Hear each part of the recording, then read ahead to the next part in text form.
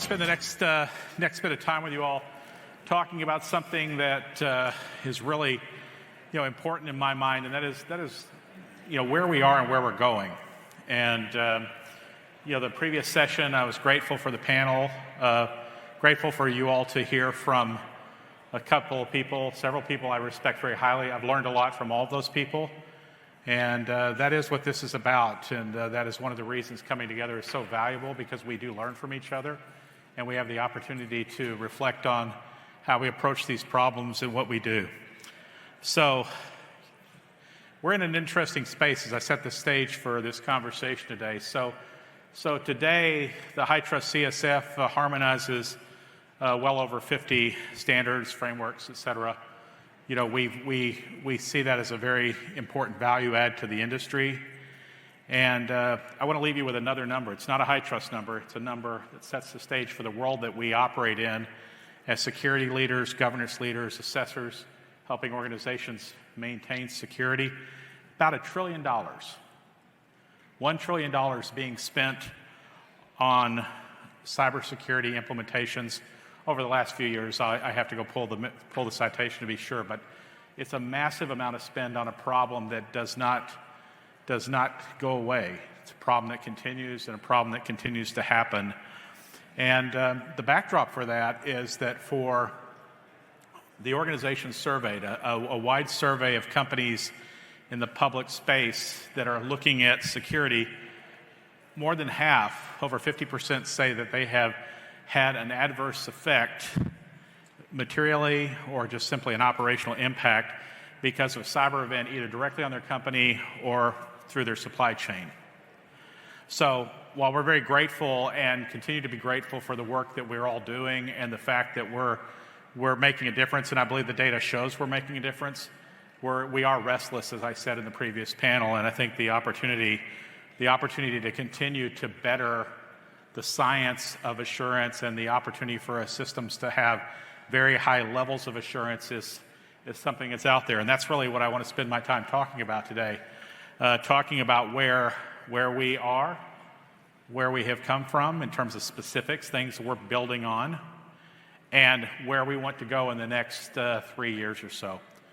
And in my recollection with this company, I don't know that we've ever done a very forward-looking roadmap. We typically are an organization that says we're going to build it, we're going to know it works, and then we're going to ask the market to take it on. But the capability of technologies to allow us to cover these problems in an even greater way is such that we have a very high level of confidence now that we can achieve, and we can achieve on these objectives. So that's the journey I want to take you on.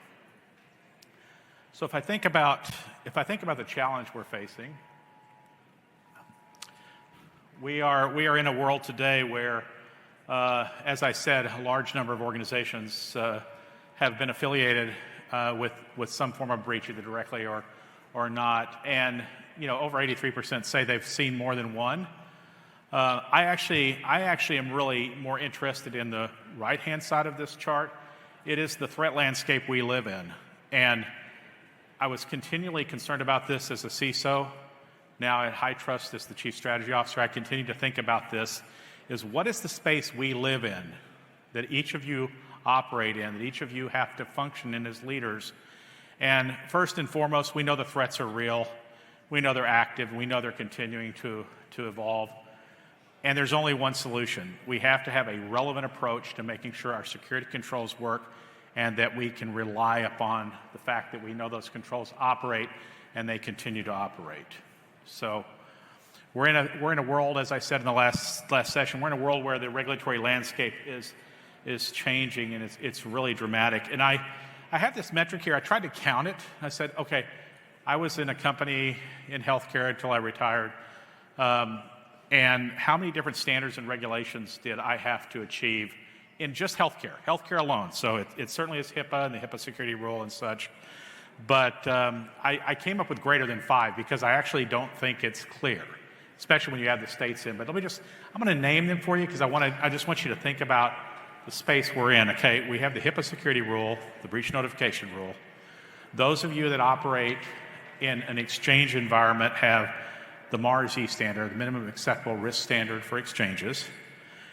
We now have HICP, or HICCUP as it's sometimes pronounced, which is a set of voluntary health industry cybersecurity practices, voluntary, recognized security practices that you could use to mitigate the possibility of an adverse finding in an audit because you were seen as not being compliant.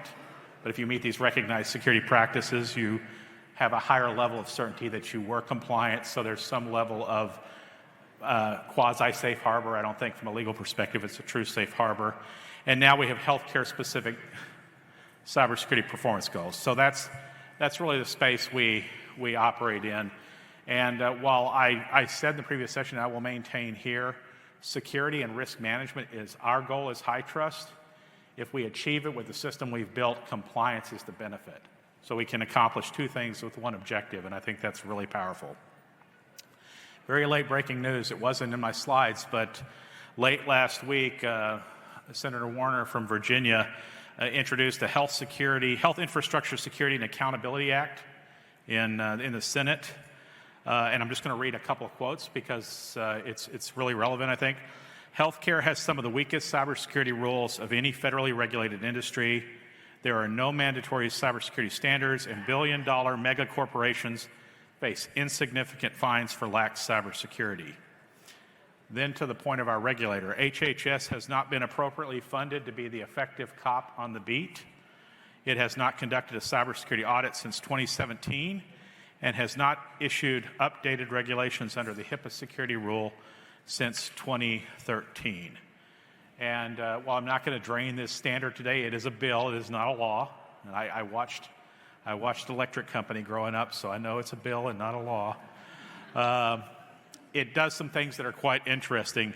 It requires covered entities and business associates to submit to annual independent cybersecurity audits, and it requires their executives to sign off an attestation with a federal risk of perjury that they have achieved a certain minimum standard that will be redefined after this act is passed. I haven't seen any press on it yet. It's so new, but it's like the Sarbanes-Oxley for cybersecurity for healthcare. So those of you that deal with governance controls, you'll understand and appreciate that. So it's a changing space, bottom line. Pardon me. And we need to be ready for it. So I want to talk about the HITRUST ecosystem, what HITRUST has built. And this is going to feel like, to some of you that have been with us a long time, you're like, why is he focusing on all of the past? Why all these capabilities that HITRUST has built? And it's because every one of these elements is critical to the future that we want to go to and help take each of you to. Beginning with the HITRUST CSF, that place that we rationalize and harmonize and provide prescriptive requirements against a series of authoritative sources. The portfolio, vast majority even now are in the E1 and I1 ecosystem, have come to HITRUST, or are adding additional assurances to your systems with those lower level of assurance products. Threat intelligence, threat adaptive, and then the entire quality management system. We just had a board meeting, and one of the things we talked about is how many people truly appreciate how much quality assurance is built into the HITRUST system. So you work with many highly competent external assessors. Many of you are in the room, and I thank you for the job you do. HITRUST puts a team behind that. That team is really critical to our success and what we deliver, and so we need to continue to rely on that because that's what actually delivers the highest quality and the consistency, because with no disrespect to our assessors, every firm has a different level of practices, but we bring it together, we unified it, and we make it practical. And practicality is really the outcome we're seeking. We want the system to work. We want it to work at scale. We want it to work consistently and reliably, and we want it to be available for you. As you perform an assessment today, we want it to look consistent with the assessment you will perform tomorrow, even if the requirements evolve. And lastly, I'm going to spend a lot of time talking about this today, we want the maturity that we create and measure for you to be seen as sustainable. We want it to be the same tomorrow and the same 6 months from now as it was the day that you received a HITRUST certification. That's going to require some new capabilities, and I'm going to talk to you about that today. So we've been on a journey, As we may have talked about earlier, CSF launched in around the 2009-2010 timeframe. We launched the assurance program. In 2010, OneOfYou was the first HITRUST company certified, and then Collaborate came along right after that. MyCSF, we got rid of the spreadsheets, thank goodness. I remember doing HITRUST work with spreadsheets. We built MyCSF. We built cyber intelligence for healthcare. Texas selected HITRUST to be the basis of their security and privacy certification program. We expanded our CSF with privacy, and then we became even more relevant in the public sector. We authored the first draft of the health and public health sector cybersecurity working group guidelines. That was a requirement of law that HHS authored those. We stepped in and said we can help with that. We did it based upon the NIST CSF and the tailoring of controls based upon that framework. And then we recognized the need with cloud service providers to start to look at assurances in that space. So by way of show of hands, how many of you were involved in cloud very early when the cloud service providers said, we're not concerned about your HIPAA requirement because we don't see your data. We don't look at your data. A few of you hands going up. That's the way it was, because the expectation was if they could not read the data because it was encrypted, then they didn't have the obligation. And with no disrespect to those of them that are in the room today, I would have said the same thing at that time. And the regulator finally came out and said, no, you can't do that. You know, it needs to be HIPAA compliant. It needs to be relevant to the compliance need. And we recognized that if I could get those cloud service partners and others could get those cloud service partners to be a part of the journey and a helper on the way to this challenge of security, then we could do so much better. And we launched our shared responsibility model and inheritance, and it's a very widely consumed capability. I would argue almost all of you that are in cloud services don't certify everything. You rely on your cloud service provider to do some of that. And that's a very important foundation for AI, because AI systems may be even more inherited than cloud systems from a security and a compliance point of view, so we have to recognize that need. We continue to innovate, and I think around 21, kind of as we were coming out of the pandemic, we really entered this very rapid wave of innovation that Cliff Baker referred to earlier in our session. Beginning with the I1, we released RDS. I actually asked the question why people still want PDFs. PDFs need to go away. We need to find a way to make the industry smarter in the way they consume results. And we built a lot of capabilities in to give our quality and assurance team and our standards team the ability to quickly implement new standards, new capabilities, speak to new things. And all those tools are here a part of this. Last year, we were selected by TEFCA and Health 3PT, which is an industry working group and consortia, selected us to be the basis of their trust model, and StateRAMP is piloting us still, and we are optimistic that we'll have the ability to have reciprocity for StateRAMP requirements here real soon.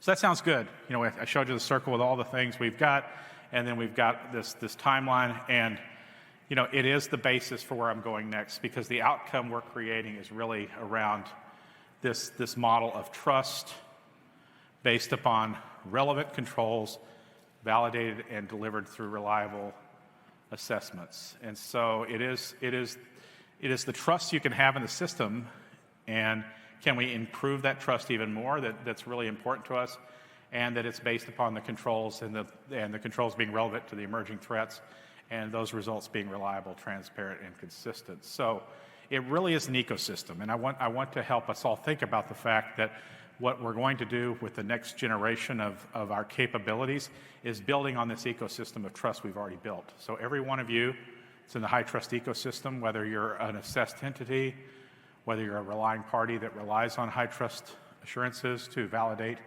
your supply chain and others, or you're an assessor that helps people achieve those goals. You're already part of the solution, you're a part of the future, and that's really, really important.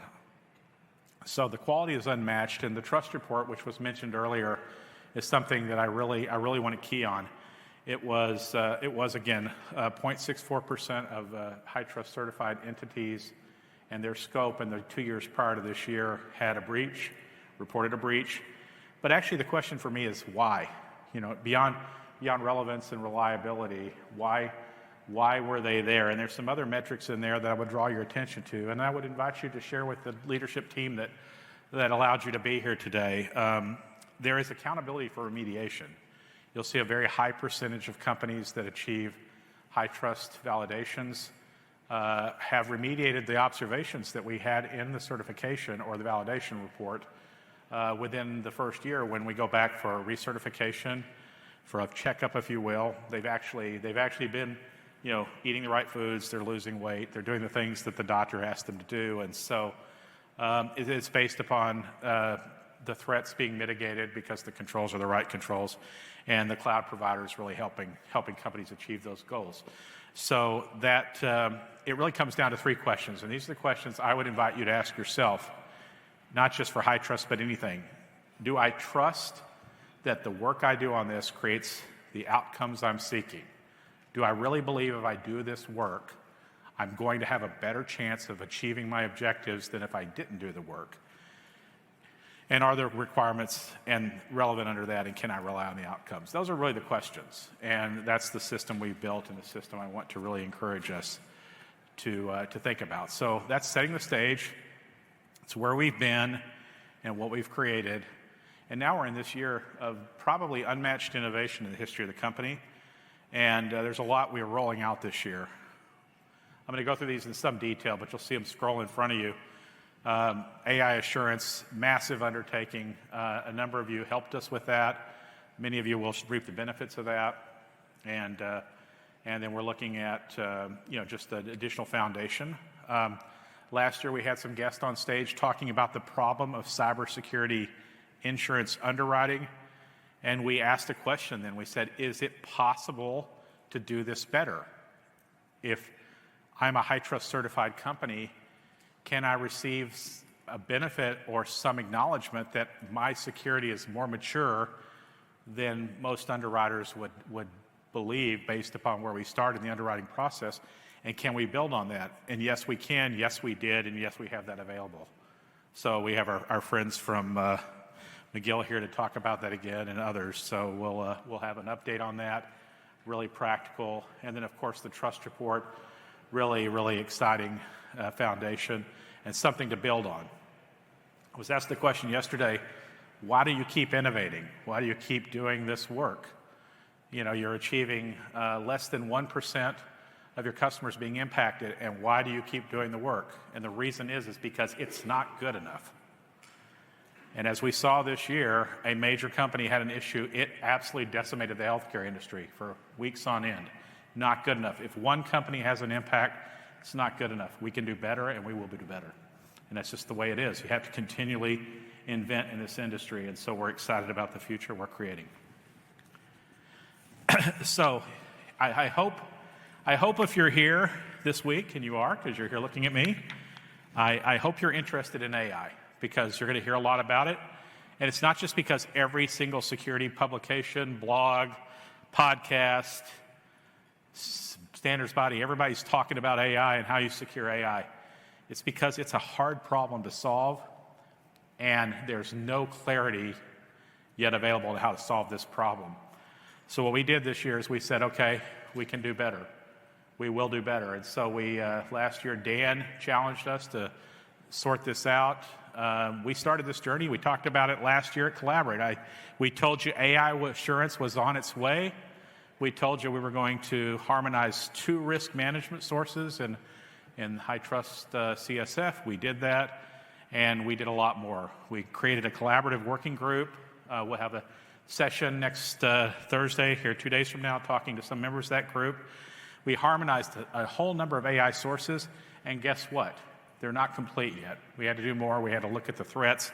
We had to really understand the risk of AI and how it is actually compromised or potentially compromised in building this system. And we went through that journey, and we have a great start on that. We looked at shared AI. I just told you a minute ago how shared responsibility is so valuable and so important. I don't know about you, but if I'm using AI, I'm not probably going to build an AI system. I'm going to go to OpenAI or Anthropic or some of the others. I'm going to buy that system and I'm going to use it. So I can inherit, if we can get them to certify, and we believe they will, we can inherit those controls that they've already put into their data model, and that's going to give you guys a great accelerator on this. And then we needed to deliver certifications and to deliver the same level of confidence for you that the AI systems that you are deploying or systems you're relying on from third parties can show you that they have been tested and validated for cybersecurity, and we think that's a future worth doing. So we're doing that, and we'll be announcing that this week.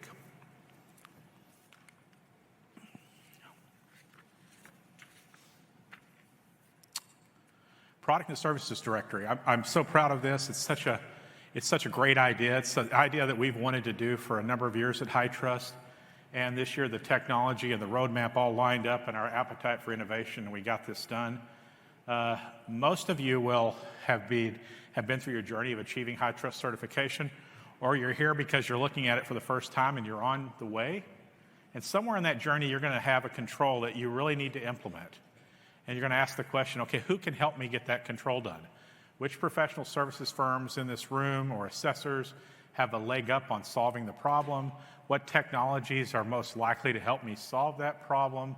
And which companies in the AI space have security platforms that align with some of these new HITRUST security requirements that you're going to be hearing about this week?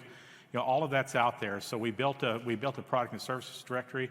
And for any of you that are HITRUST assessed entities, this is a free capability. HITRUSTdirectory.com, you can log in, you can go there, you can say, I have a specific need, not only for HITRUST, but maybe I need to look at NIST CSF or another standard that's harmonized and mapped in there, and I can actually see what solutions will get there. So just kind of the phone book or the yellow pages, if you will, for the space, and something that I think is really valuable. And it's really the crosswalk and the mappings that's so important, and how you can find the solutions that help meet the gaps. And 44 people in that ecosystem right now in terms of suppliers and growing. It's there, it's available, it's yours to use. Please go take a look and start exercising it and give us feedback on it. So a number of you will know that if I have a very complex set of security requirements, a number of different regulatory expectations I want to achieve, the place I go to solve that problem is the R2. And we know the R2 is a robust approach. We know it takes a lot of effort to get there. We don't apologize for that because it's been the foundation of this company, and many organizations have protected themselves through the R2's capability. But not all of you are at that level. Not all of you have an inherent risk that requires you to go to that level. And so many of you have been asking us to, with the E1 and the I1 capability, can I have something similar to what I can do with R2?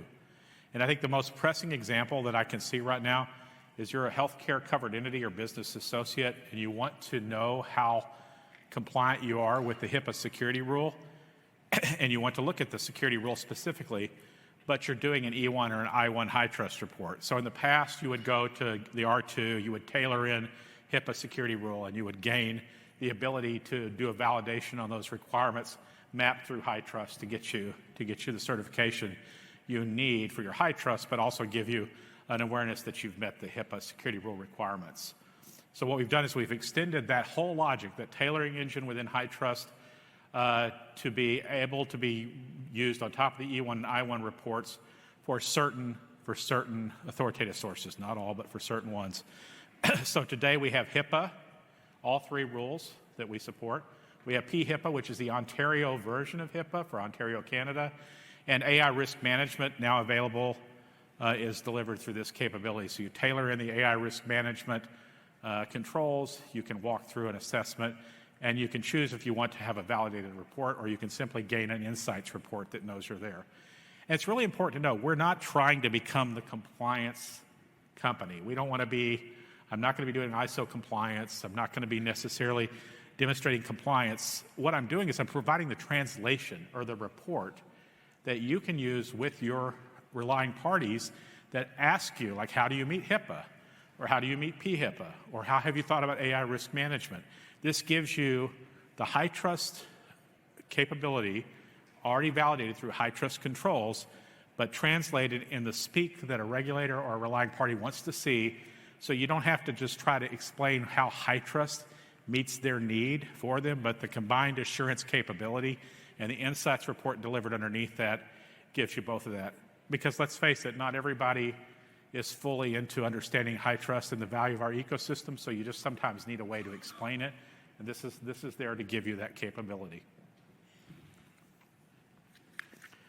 And here's an interesting case study for this, is that AI risk management is a perfect example, because for AI certification, as you'll hear later this week, and for risk management as well, there's different sets of controls that we look at depending on whether you're doing a risk management assessment and validation or you're looking at an AI cybersecurity certification. But we use this engine, this combined report engine, to allow you to map those things on. Now, certainly if you're going to do a cybersecurity certification, you're going to work through the whole certification and quality process, just like you do for any other HITRUST validated report, and you'll get that. But if you wanted to just look at the risk management specifically, you would get a control map set based upon those AI risk management concepts. You could add them. And then if you actually did both, you could have the HITRUST AI cybersecurity certification for a deployed AI system. You could have the AI risk management insights report. And we always require a HITRUST I1, E1, or R2 certification. And I've been asked repeatedly, why? Why, if you're doing an AI certification, do I need the E1, the I1, or the R2? And the answer is simple. We expose 44 controls to achieve AI cybersecurity. Depending upon what kind of AI system you have, you may have less than that. In fact, you likely will have less than that. But we expose those. But you still have to recognize the fact that if I want to attack your system, and I have colleagues in this room that know how to attack those systems, I'm not going to necessarily attack the AI layer. I'm going to attack the server where the data sits. And so having that representation, the underlying platform is highly secure, and you have assurances for that security, is how you have a very well-designed cybersecurity system for your AI platform. And so we think both are important. It's incremental by design. It's designed to be incremental to make it achievable for you. I mentioned cyber underwriting earlier, cybersecurity underwriting. A number of you may be in the Vanta ecosystem, and you're working with Vanta to enable and to allow you to be efficient with regard to your compliance programs. And we're doing some other things with TPRM vendors. Stay tuned. You'll hear about those very shortly. This is 3 use cases, all based upon HITRUST integrations. So Triumph has the ability now. They're a cybersecurity underwriter that was introduced to us. They have the ability through an extension of our RDS service to actually take your HITRUST certification results, feed all that into the underwriting process, and give you a very quick analysis of their ability to underwrite your cyber risk. You've already done HITRUST. You're already certified. Why should you have to go do a questionnaire for a cybersecurity policy application? So that integration allows you to achieve that without the burden of doing it yet again in a different way with a different language. Vanta, the whole continuous evidence collection aspect, which is how we see that feeding into our assurance and our validation process, that's really valuable for us. And then we will have that third-party risk integration coming very shortly. And I just ask you to stay tuned because we're almost there. So I'll end this section on the trust report. I've already said this, but I'm going to say it one more time because it's so important. 0.64% HITRUST certified environments reported breaches. Said another way, 99% didn't have breaches, or 99.6 or 99 point. You do the math. But it's possible because we have the MITRE attack mitigations covered by the HITRUST CSS. So if MITRE are the best organization at telling you how to mitigate active cyber threats, we've got 97%. And you might say, well, Robert, 97% is not 100. And you said we have to do better. Where's the 3%? 97% is 100% because the other 3% are threats that have no mitigations today. And when those mitigations emerge, either technical or otherwise, we will map them and they will be in the framework and they will be expectations for organizations achieving HITRUST certification.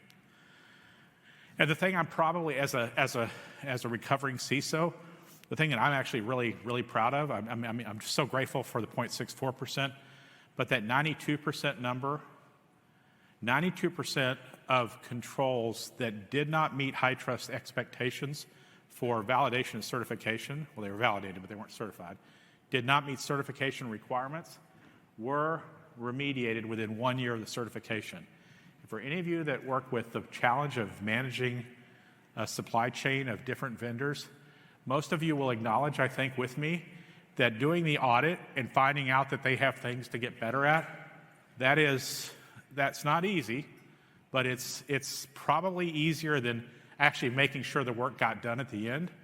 That's another way we generate 0.64%, because if we find it and it's not fixed, the risk is real, and over time that risk becomes actionable.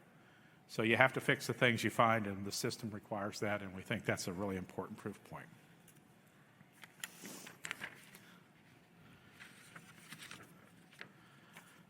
So where are we going? And I promised you a peek at our roadmap, and that's where we're going next.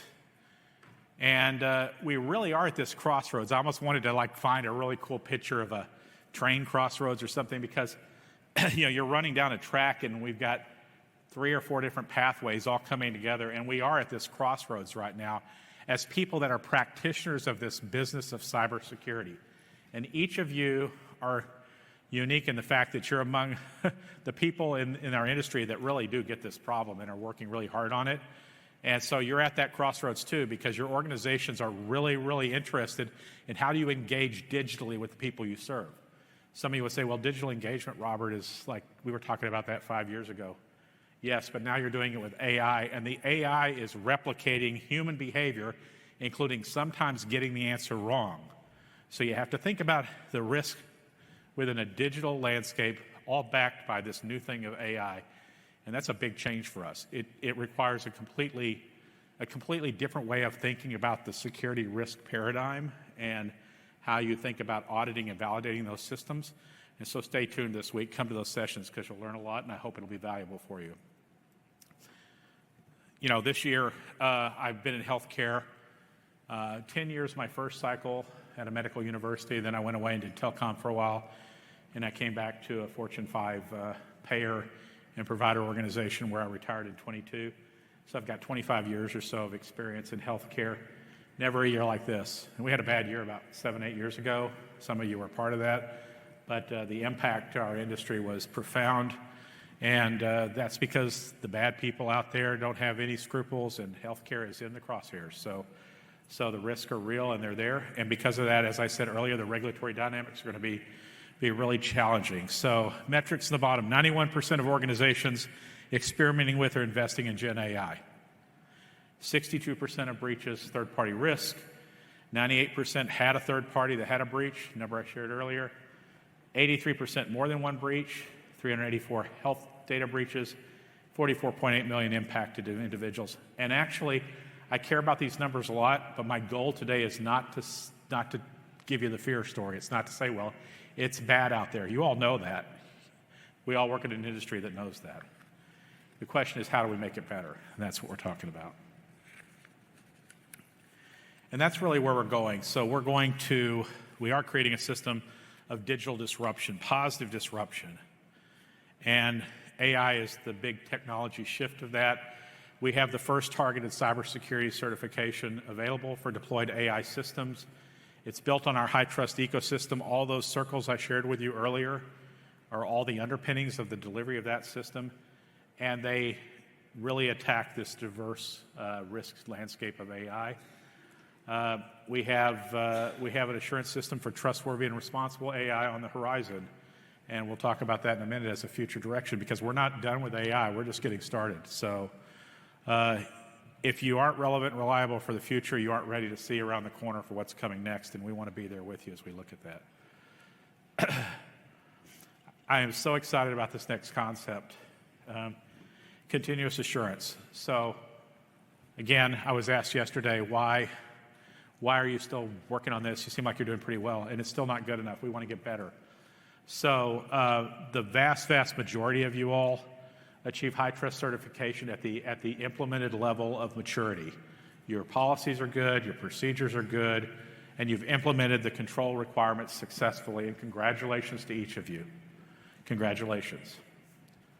We built this system 10 years ago with a framework that we externalized with the maturity model, and 15 years ago when we conceptualized it, with the expectation for 2 more maturity levels, and that was measured and monitored. Systems that are measured continuously or even periodically and are monitored for drift have a much higher confidence that they will not fail. Systems that are continually measured and monitored are less likely to fail.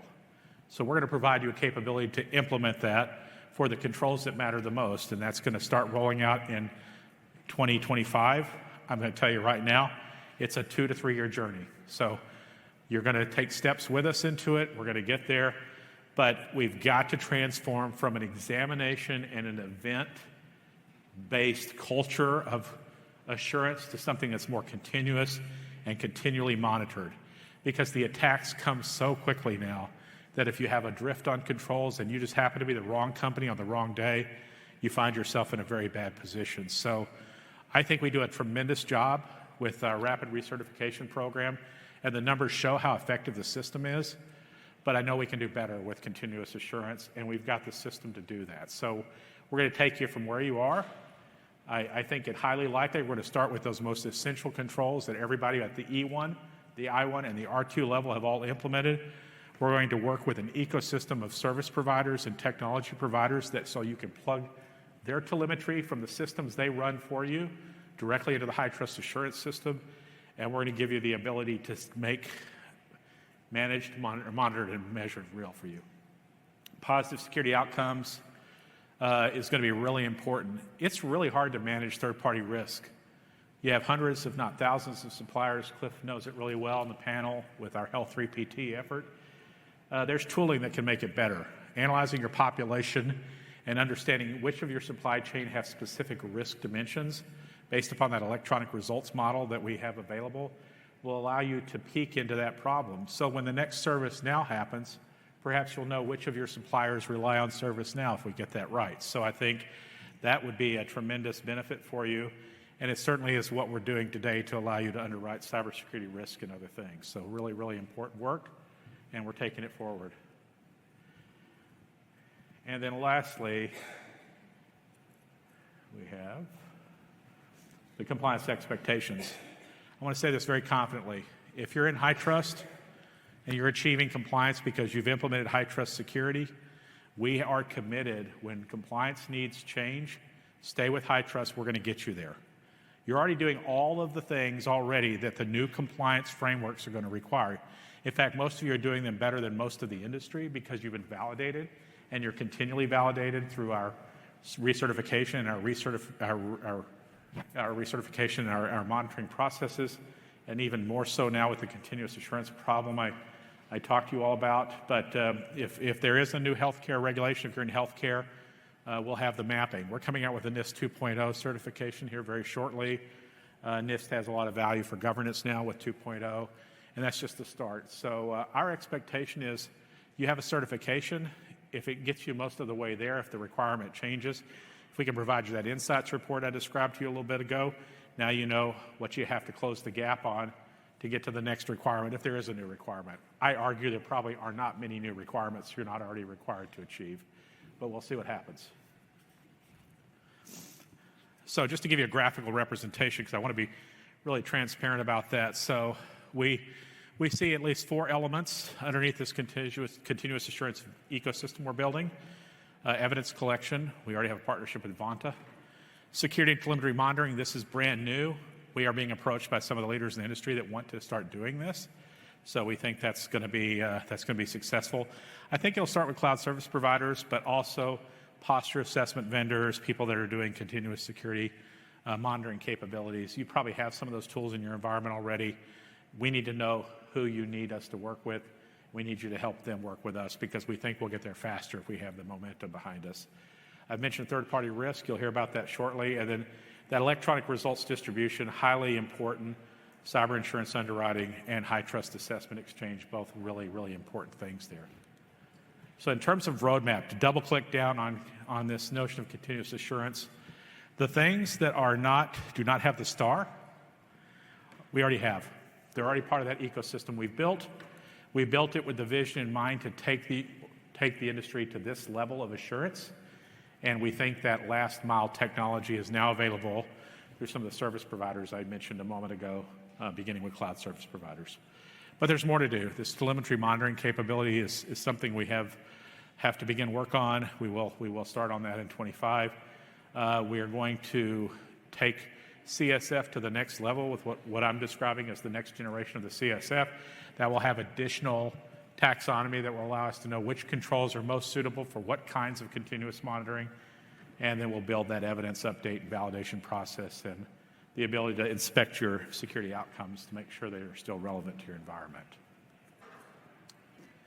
For AI, as you will hear this week, we are releasing here in the next month our AI Cybersecurity Assurance. We think next generation CSF version 12 will add at least one or more specific AI domains. We've been asked a lot in our public comment period about ISO 42001. I know a number of the assessors have asked us about it as well. It's much more than cybersecurity. It gets into trust and responsibility. It includes things like bias, privacy, safety, a number of dimensions. So we're not really seeing the rationalization yet of the standards available to actually know what good control looks like there, but it's coming. So we will start with this AI management system based on ISO 42001 and the ability to have prescriptive requirements from HITRUST to help you meet those expectations. We do cybersecurity at the moment for deployed AI systems. Some of you are just using AI systems and you want to use it safely. So this cybersecurity for AI system users is for you on our 25 roadmap. And all of that is part of the validation of responsible AI. So we'll come up with what those next stages of responsible AI is. I think it highly likely, based upon the research that Jeremy's doing and Brian Klein are doing, I think it's highly likely you'll see a portfolio of AI certifications from HITRUST. I don't think we see an Uber AI certification because the needs for your organizations will vary, and it's going to be very specific to what market you're in. So specific, like Europe's going to have a very different view on certain aspects of AI than the U.S. Even some states in the U.S. have different points of view about that. And the federal regulation in the U.S. space is actually catching up, but it's not there yet. So we have lots to do here. All this powered by the future of CSF. So we are very aware that when we change the CSF, it has an impact to those of you that are presently certified. We've built a lot of tooling and telemetry into our standards ingestion process to test and understand the impact of changes to the CSF. I won't be shy. If we think the threats require a change to the CSF and we need you guys to put in new controls to meet an active threat to protect you and your organizations, we'll put the word out. It's part of our mission to you to keep you current on those threats and that threat landscape. But we also know that as we add to the CSF and as we change it, we want to be very transparent about that. So we're building in these new approaches to risk factors. I think we would be naive to believe that there's not going to be a new class of risk for companies that have a very wide impact on a single or a few industries. I won't name the company, but we all know the company that had the impact this year that took down most of the U.S. health system for a period of time. Regulators are not going to rest on that. There are going to be new expectations for critical infrastructure. The good news is, I think not many of you are in that space, but you all work with the companies that are, so you're going to want them to do better in certain regards. And so we're going to have to look at risk factors that look at that higher level of inherent risk. And I mentioned AI. Trustworthy, responsible AI is in our future. And we know we have to get there, and we need the CSF to evolve some to make that happen. So that's on the roadmap. That's part of where we're taking you, and that's what this is about.